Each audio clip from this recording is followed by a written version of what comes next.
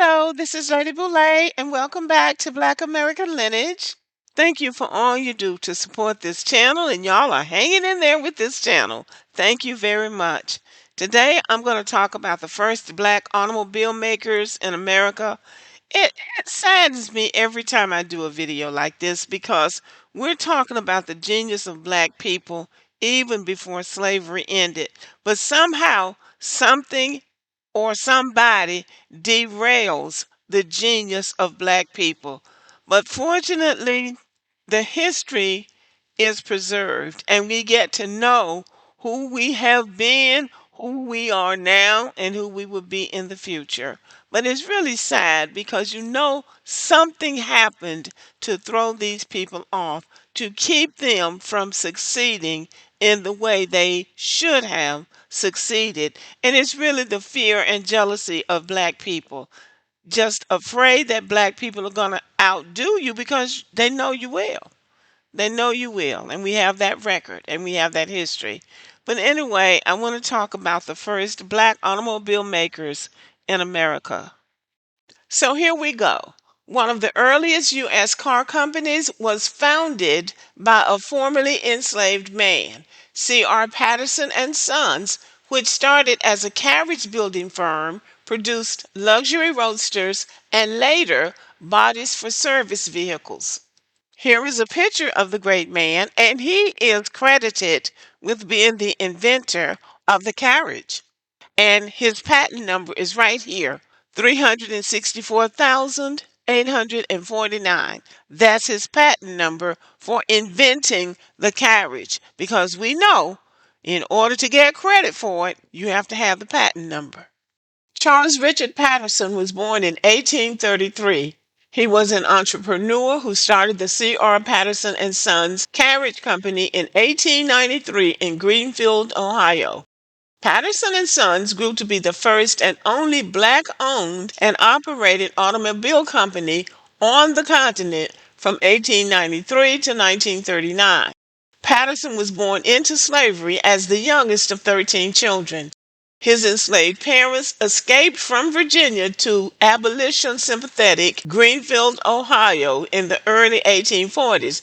And good for them because if they hadn't escaped, they would have been enslaved for 25 or more years.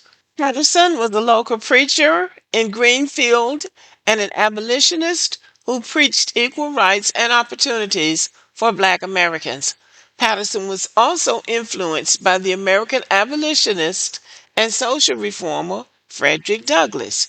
He named his oldest son in honor of Frederick Douglass. At some point after his arrival in Ohio, Patterson went to work as a blacksmith for the carriage building business Dines and Simpson. In 1865, he married Josephine Ux and had 5 children from 1866 to 1879. In 1873, Patterson went into partnership with J.P. Lowe, another Greenfield-based carriage manufacturer. Over the next 20 years, Patterson and Lowe developed a highly successful carriage building business. In 1893, Patterson bought out J.P. Lowe's share of the business and reorganized it as C.R. Patterson and Sons Company. The company built 28 types of horse-drawn vehicles and employed approximately 10 to 15 individuals. While the company managed to successfully market its horse-powered carriages and buggies, the dawn of the automobile was rapidly approaching. C.R. Patterson and Sons was an early 20th century automaker headquartered in Greenfield, Ohio. They manufactured cars before the entrance of Henry Ford's Motor Company. Their touring cars and roadsters were said to be mechanically superior to the Tin Lizzie Model T produced by Henry Ford. It is significant that he produced cars before Henry Ford. Now, it is entirely possible that he sold his patent or he sold his ideas to somebody else. Because remember, he invented the carriage and then right out after that went right into building cars. So he was one of the first car makers, if not the first, in the United States. I have to do more research on this, but every time you come up with a black person that did something first, somehow somebody goes and digs up some white person that did it before the black person. But suffice it to say that this man was a genius and he was way ahead of his time. C.R. Patterson and Sons was well respected and saw considerable success in the early years. C.R. Patterson was always financially savvy and died one of the richest people in Greenfield, Ohio, leaving the company he built to his son, Frederick Douglass Patterson. By the time Frederick Patterson took over, the company had already added automotive repair and service as he had convinced his father that automobiles were the future. Their first automobile, the Patterson Greenfield, rolled out on September 23rd, 1915, and sold for $850. It was advertised to be of higher quality than the Ford Model T.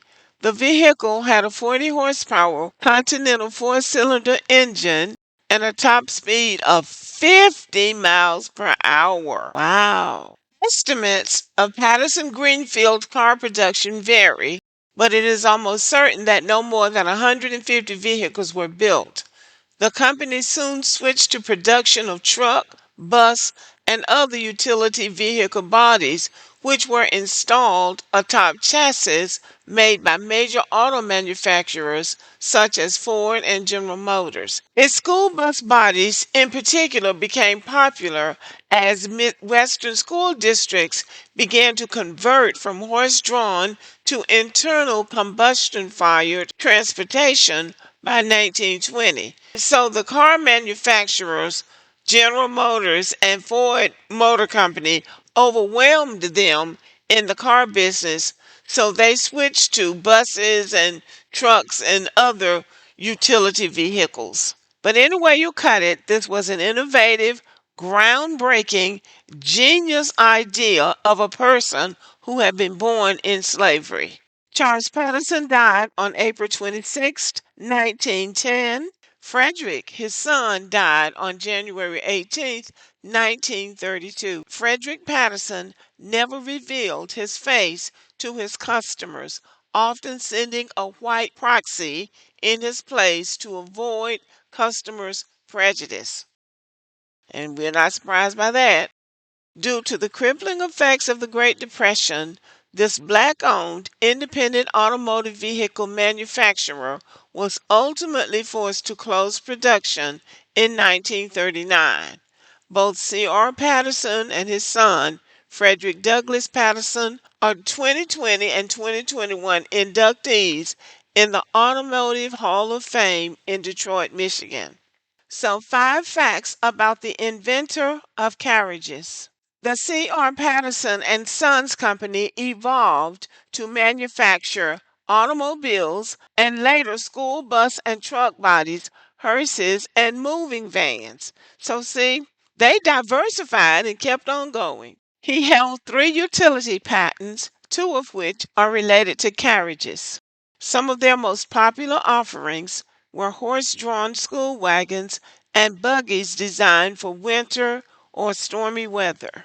C.R. Patterson created a successful carriage company, C.R. Patterson and Sons, where he worked alongside his sons, Samuel and Frederick. He will be inducted into the National Inventors Hall of Fame this year, 2025. So, Mr. Charles Frederick Patterson, he came, he saw, and he conquered. And he left a lasting legacy that we can be proud of and point to and say, this is one of our greatest inventors. So, Mr. Charles Richard Patterson, we're glad you came. You did us proud. So now continue your peaceful rest. Thank you for listening. Have a good evening.